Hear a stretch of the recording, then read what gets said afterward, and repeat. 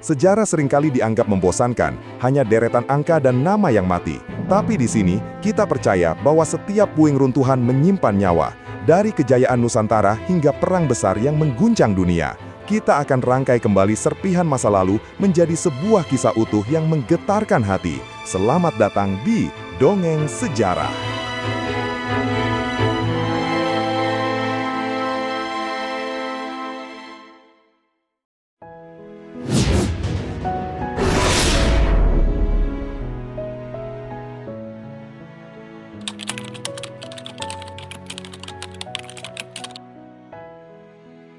Sobat Dongeng Sejarah, bayangkan republik ini berada di titik nadir. Tahun 1948, agresi militer Belanda kedua. Ibu kota Yogyakarta jatuh. Presiden Soekarno dan Wakil Presiden Muhammad Hatta ditangkap Belanda. Radio-radio di seluruh dunia menyiarkan berita, Republik Indonesia sudah tamat. Namun, di tengah keputusasaan itu, ada satu suara yang berani berteriak, "Tidak!"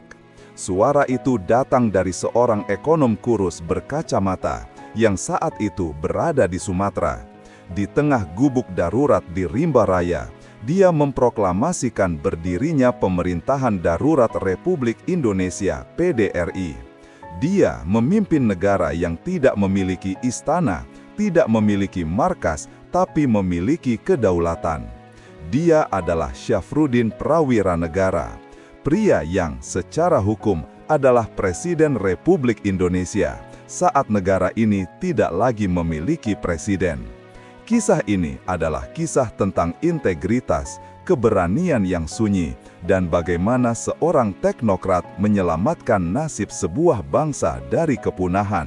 Sang tekad baja dari HBS. Syafruddin Prawiranegara adalah sosok yang tidak terduga dalam medan perang.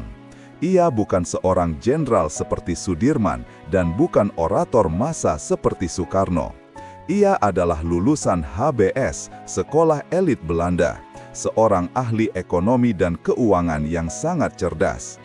Di saat pahlawan lain memegang bambu runcing, senjata Syafruddin adalah konstitusi dan logika hukum. Beliau adalah simbol bahwa perjuangan Indonesia tidak hanya dimenangkan di medan perang, tapi juga di meja diplomasi dan hukum. Desember 1948, mengetahui dirinya akan ditangkap, Soekarno sempat mengirimkan telegram kawat kepada Syafruddin yang saat itu menjabat Menteri Kemakmuran di Bukit Tinggi. Isi pesan itu singkat, mandat untuk membentuk pemerintahan darurat jika ia tertangkap. Ketika kabar penangkapan Soekarno dan Hatta tiba, Syafruddin menanggung beban tanggung jawab terbesar dalam hidupnya. Di bawah bayang-bayang militer Belanda yang mengejar, Syafruddin harus mencari tempat aman untuk mendirikan pemerintahan. Di hutan-hutan Sumatera, terisolasi, tanpa kontak radio yang stabil, Syafruddin memimpin PDRI. Dia menjadi kepala pemerintahan darurat. Tugasnya sangat berat, menjaga moral tentara TNI, mengendalikan politik lokal, dan yang terpenting, membuktikan kepada dunia internasional bahwa Republik Indonesia masih eksis dan berdaulat. Keberhasilan Syafruddin meyakinkan PBB dan dunia bahwa penangkapan Soekarno dan Hatta hanyalah upaya ilegal Belanda, adalah kunci yang memaksa Belanda kembali ke meja perundingan. Meskipun menjabat sebagai presiden selama beberapa bulan yang krusial, Syafruddin adalah sosok yang paling jujur dan berintegritas.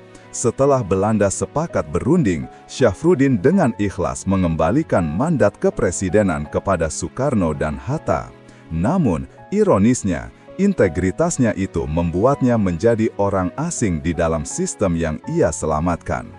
Beliau kemudian berselisih paham dengan Soekarno mengenai arah ekonomi negara, yang kelak menjebaknya dalam konflik politik yang panjang. Ia adalah pahlawan yang memilih kemuliaan di atas kekuasaan. Cerdik pandai di Bandung dan patah hati pada Belanda. Syafruddin Prawiranegara lahir di Anyer Lor, Banten pada 28 Februari 1911. Namun, masa kecilnya dihabiskan di ranah Minang, mengikuti ayahnya. Perpaduan budaya ini membentuk karakternya, disiplin Sunda, kritis Minangkabau, dan logika Barat. Syafruddin adalah seorang yang sangat cerdas. Ia mengenyam pendidikan elit Belanda sejak kecil, hingga akhirnya melanjutkan ke Rijkshogeschool di Batavia, Jakarta, dan Bandung. Ini adalah pendidikan tertinggi yang bisa dicapai seorang pribumi saat itu. Di kampus, ia bukan hanya belajar hukum, tapi juga mendalami ilmu ekonomi dan filsafat. Jauh sebelum kemerdekaan, ia sudah memiliki cetak biru tentang bagaimana sebuah negara baru harus diorganisir secara finansial dan hukum. Senjatanya adalah buku dan akal sehat. Setelah lulus, Syafruddin mendapatkan pekerjaan yang sangat bergengsi di era kolonial, bekerja di Javasche Bank, Bank Sentral Hindia Belanda, cikal bakal Bank Indonesia. Pekerjaan ini memberinya akses langsung ke jantung sistem keuangan kolonial. Syafruddin melihat dengan mata kepala sendiri bagaimana alur uang bekerja, bagaimana pajak dikumpulkan, dan bagaimana kekayaan alam Nusantara dikuras ke Eropa melalui mekanisme bank dan moneter. Meskipun ia adalah pegawai bergengsi dengan gaji yang besar, hati nuraninya tidak tenang. Ia melihat Javasche Bank bukan sebagai institusi keuangan, melainkan sebagai simbol eksploitasi dan tembok tebal yang memisahkan kekayaan pribumi dengan penjajah. Pengalaman di Javasche Bank memicu krisis moral dalam diri Syafruddin. Ia sadar ia tidak bisa terus melayani musuh bangsanya, meskipun itu berarti kenyamanan finansial. Pada tahun 1940, Syafruddin mengambil keputusan radikal. Ia mengundurkan diri dari Javasche Bank, menolak karir yang dijamin Belanda, dan memilih bergabung dengan Perjuangan Nasional. Ia kemudian bekerja sebagai editor di Surat Kabar Pendidikan Rakyat, menggunakan penanya untuk mengkritik kolonialisme dan menyebarkan ide-ide ekonomi kerakyatan. Ini adalah momen di mana sang teknokrat memutuskan bahwa keahliannya harus diabdikan kepada rakyat, bukan kepada mesin uang Belanda. Selama masa pendudukan Jepang, Syafruddin bekerja di kantor kementerian yang dibentuk Jepang. Namun, ia bukan hanya menjadi priai kolaborator pasif. Ia menggunakan posisinya untuk secara diam-diam mempelajari administrasi negara dan menyiapkan fondasi ekonomi bagi republik yang akan lahir. Syafruddin menjadi bagian dari kelompok intelektual yang menyusun rancangan undang-undang dan sistem pemerintahan. Berbeda dengan Soekarno yang fokus pada orasi dan politik massa, Syafruddin adalah arsitek di belakang meja. Ia memastikan bahwa ketika proklamasi dikumandangkan, Republik memiliki akal, hukum, dan sistem untuk berdiri tegak di hadapan dunia. Mandat di tengah badai dan lahirnya PDRI. Desember 1948, Belanda melancarkan agresi militer kedua, Operasi Krai. Yogyakarta, ibu kota Republik, diserbu. Presiden Soekarno dan Wakil Presiden Muhammad Hatta ditangkap dan diasingkan. Belanda mengklaim dengan lantang kepada dunia, Republik Indonesia sudah tamat.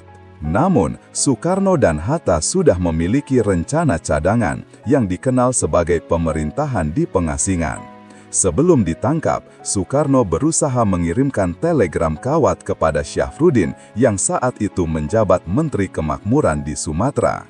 Meskipun telegram itu tidak pernah sampai karena diputus Belanda, Syafruddin yang mendengar kabar penangkapan Soekarno dan Hatta melalui radio luar negeri memahami mandat itu.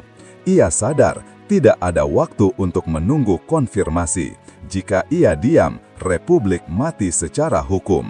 22 Desember 1948, di tengah kaos dan bayang-bayang tentara Belanda yang mengejar, Syafruddin Prawira Negara, yang didampingi beberapa menteri dan tokoh politik di Bukit Tinggi, Sumatera Barat, mengambil langkah yang sangat berani. Ia mengumumkan berdirinya Pemerintahan Darurat Republik Indonesia (PDRI). Keputusan ini adalah penyelamatan konstitusional Republik. Dengan deklarasi ini, Syafruddin Prawira Negara resmi menjadi kepala pemerintahan PDRI, yang secara de facto adalah Presiden RI. Ia memimpin sebuah negara yang tidak punya ibu kota, hanya punya hutan sebagai markas dan radio sebagai senjata utamanya. Markas PDRI tidak pernah menetap. Syafruddin dan kabinetnya harus bergerak cepat, keluar masuk hutan dan menyamar sebagai rakyat biasa, menghindari pengejaran pasukan khusus Belanda. Ini adalah perang yang sangat brutal. Syafruddin, seorang ahli ekonomi yang terbiasa dengan gedung bank di Batavia, kini harus tidur di gubuk darurat, makan seadanya, dan memimpin rapat di bawah pohon rindang. Meskipun dalam kondisi terdesak, Syafruddin dan menteri-menterinya memastikan bahwa birokrasi Republik tetap berjalan. Mereka mengirim kawat sandi rahasia, menjaga moral tentara TNI, dan mengorganisir perlawanan di Sumatera. Syafruddin membuktikan Republik Indonesia tidak hanya ada di peta, tapi ada di setiap sudut jiwa pejuangnya. Senjata terpenting PDRI adalah Radio Republik Indonesia, Suara Indonesia Merdeka. Melalui siaran radio yang diselundupkan dari dalam hutan, Syafruddin mengirimkan pesan kepada dunia internasional. Ia membuktikan bahwa klaim Belanda tentang tamatnya Republik adalah kebohongan.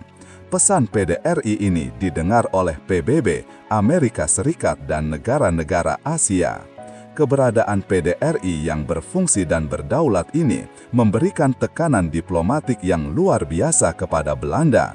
Dunia menuntut Belanda untuk melepaskan Soekarno dan Hatta dan kembali ke meja perundingan. Syafruddin Prawira Negara, si teknokrat yang lembut, berhasil memenangkan pertempuran opini publik. Ia mengunci kedaulatan Republik dari kehancuran hukum dan membuat Belanda frustrasi total. Kemuliaan Presiden Hutan dan pelukan di Jogja. Setelah berbulan-bulan PDRI berhasil menjaga kedaulatan RI dari hutan-hutan Sumatera, Belanda akhirnya luluh dan setuju berunding.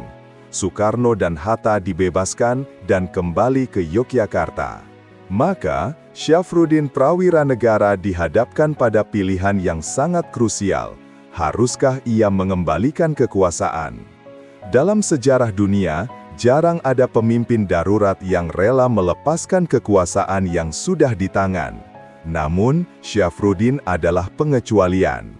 Dengan pakaian lusuh, sepatu bot berlumpur, dan janggut yang mulai memanjang, Syafruddin dan rombongan PDRI bergerak menuju Yogyakarta. Perjalanan dari Sumatera ke Jawa adalah simbol ia membawa pulang kedaulatan Republik yang telah ia selamatkan. 10 Juli 1949, momen itu terjadi di Gedung Agung Yogyakarta. Syafruddin Prawira Negara, si presiden darurat yang selama 7 bulan memimpin negara tanpa ibu kota, berdiri di hadapan Soekarno dan Hatta. Dengan resmi, Syafruddin menyerahkan mandat kepemimpinan PDRI kepada Soekarno.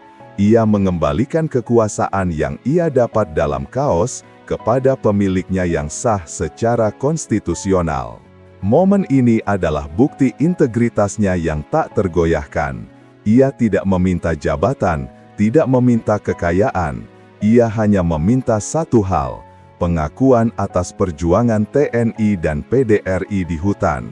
Syafruddin membuktikan bahwa ia tidak berjuang untuk kursi, melainkan untuk tegaknya hukum dan Republik. Kemuliaannya hari itu melampaui segala perdebatan politik. Syafruddin memiliki ikatan batin yang sangat kuat dengan Muhammad Hatta. Keduanya adalah teknokrat, ahli ekonomi, dan sama-sama menjunjung tinggi logika di atas karisma. Hatta sangat menghargai integritas Syafruddin. Mereka berdua berjuang keras melawan korupsi dan ketidakdisiplinan keuangan di tahun-tahun awal Republik. Syafruddin adalah sahabat pena dan sahabat ideologi Hatta. Persahabatan ini didasarkan pada rasa saling percaya yang sangat langka di lingkungan politik Jakarta. Mereka berdua seringkali menjadi minoritas, diserang karena idealisme mereka yang terlalu bersih. Syafruddin adalah sosok yang tidak memiliki kemauan untuk duduk di kursi. Ia terlahir sebagai penulis dan intelektual yang cinta kebebasan. Meskipun bisa mengambil segala tawaran, ia lebih memilih duduk sendiri, menghadap dinding tembok, dan membela apa yang ia yakini benar. Momen ini adalah bukti integritasnya yang tak tergoyahkan.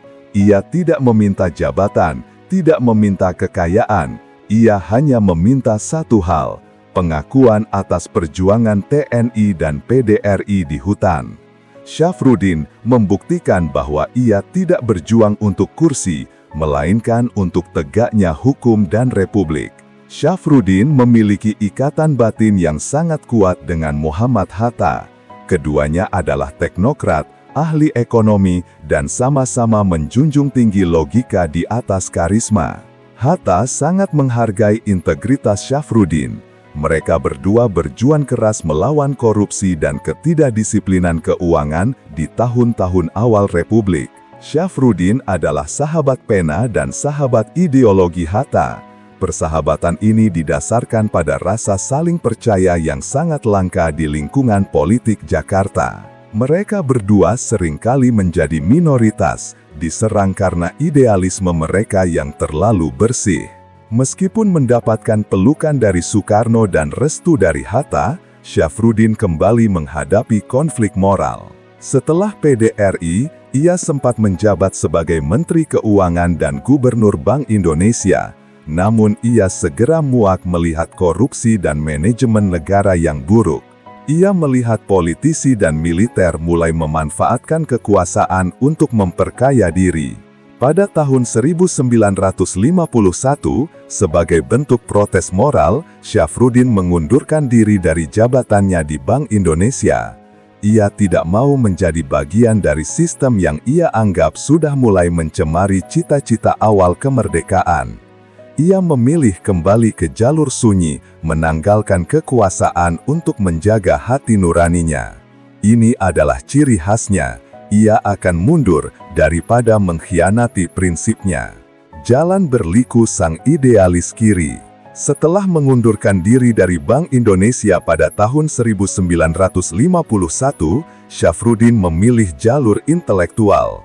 Namun, ia tidak bisa mengabaikan apa yang terjadi di Jakarta. Presiden Soekarno mulai menerapkan demokrasi terpimpin. Bagi Syafruddin, seorang sosialis demokrat yang menjunjung tinggi akal sehat, langkah Soekarno adalah kemunduran. Ia melihat otoritarianisme tumbuh subur, dibayangi oleh Partai Komunis Indonesia yang semakin kuat dan korupsi yang tak terkendali. Syafruddin, seorang teknokrat sejati, marah melihat manajemen negara yang dijalankan secara karismatik, bukan berdasarkan logika ekonomi. Ia merasa republik yang ia selamatkan di tengah hutan, kini dicemari oleh gaya kepemimpinan yang ia tentang. Ketidakpuasan Syafruddin dan para pemimpin sipil militer di Sumatera memuncak pada tahun 1958. Mereka merasa pemerintah pusat, di bawah Soekarno, telah mengkhianati cita-cita awal proklamasi dan mulai mengarah ke kediktatoran. Syafruddin Prawira Negara mengambil keputusan yang paling sulit dan paling tragis dalam hidupnya. Ia bergabung dengan Gerakan Pemerintah Revolusioner Republik Indonesia di Sumatera Barat. Ia ditunjuk sebagai Ketua PDRI Jilid II atau Pemimpin PRRI. Bagi Syafruddin, ini adalah tindakan konstitusional terakhir untuk menyelamatkan negara dari komunisme dan korupsi Jakarta. Ia memberontak bukan untuk memecah belah, melainkan untuk mempertahankan idealisme republik yang bersih. Pemberontakan PRRI gagal total. Syafruddin Prawira Negara akhirnya menyerah dan ditangkap oleh TNI. Momen penangkapan ini penuh ironi. Syafruddin, pria yang pada tahun 1948 menyelamatkan kedaulatan Soekarno dari tangan Belanda, kini harus meringkuk di dalam penjara atas perintah Soekarno. Selama bertahun-tahun ia dipenjara tanpa pengadilan yang jelas. Ini adalah harga mahal yang harus dibayar Syafruddin karena memilih menentang karisma Soekarno. Syafruddin, sahabatnya, juga dipenjara oleh Soekarno di masa yang sama. Lingkaran pengkhianatan dan kehancuran para idealis pun lengkap. Meskipun dipenjara oleh orang yang ia selamatkan, Soekarno, Syafruddin tetap menjunjung tinggi kehormatan. Ia tidak pernah membenci Soekarno secara pribadi. Ia membenci sistem demokrasi terpimpin yang merusak. Syafruddin Prawiranegara dibebaskan melalui amnesti pada tahun 1961. Ia kembali ke Jawa dengan status pahlawan yang dicoret dari buku sejarah, namun dengan integritas yang tetap bersih. Ia membuktikan bahwa seorang kesatria sejati akan selalu memaafkan, namun tidak akan pernah berkompromi dengan prinsip yang ia yakini benar. Kemuliaan di atas kekuasaan dan warisan konstitusi. Setelah dibebaskan dari penjara pada tahun 1961, Syafruddin Prawiranegara mundur total dari politik praktis. Ia menolak untuk kembali ke lingkaran kekuasaan, baik di sisa era Soekarno maupun di era Orde Baru yang baru berdiri. Ia menghabiskan sisa hidupnya sebagai seorang intelektual dan penulis. Ia aktif di dunia dakwah dan ekonomi, sering mengkritik kebijakan pemerintah yang dianggapnya menyimpang dari cita-cita awal kemerdekaan, terutama terkait korupsi dan ketidakadilan. Syafruddin adalah simbol abadi perlawanan. Ia melawan Belanda, 1948.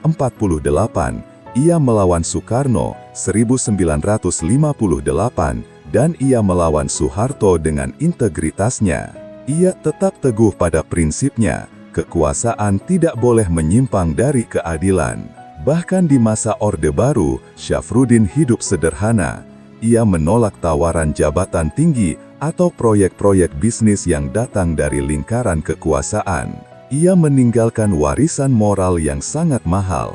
Di mata rakyat, Syafruddin adalah contoh sempurna seorang teknokrat yang menjunjung tinggi keahlian, logika dan etika di atas segalanya. Beliau adalah pemimpin yang mampu menjadi presiden di tengah hutan, namun menolak menjadi orang kaya di tengah kota. Syafruddin wafat pada 31 Juli 1989 di Jakarta. Ia meninggal dalam kesederhanaan, hanya diantar oleh keluarga dan kawan-kawan seperjuangannya, membawa serta kehormatan seorang pria yang tidak pernah mengkhianati hati nuraninya. Meskipun Syafruddin memiliki pandangan politik yang kompleks dan sering berseberangan dengan pemerintah pusat, tidak ada yang bisa menyangkal jasa terbesarnya, Pemerintah Darurat Republik Indonesia. Aksi nekat Syafruddin mendeklarasikan PDRI di tengah hutan Sumatera adalah momen yang menyelamatkan Republik dari kehancuran hukum. Berkat Syafruddin, dunia internasional tidak bisa mengatakan Indonesia sudah tamat. Ia memastikan bahwa rantai konstitusi dan kedaulatan tetap utuh, meskipun presiden dan wakil presiden ditangkap. Syafruddin Prawiranegara adalah pahlawan yang integritasnya jauh lebih besar daripada jabatan yang ia sandang.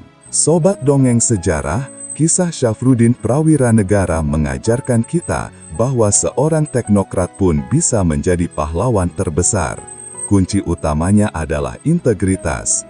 Jika kalian terinspirasi oleh ketegasan dan kejujuran beliau, berikan tanda hormat kalian dengan menekan tombol like.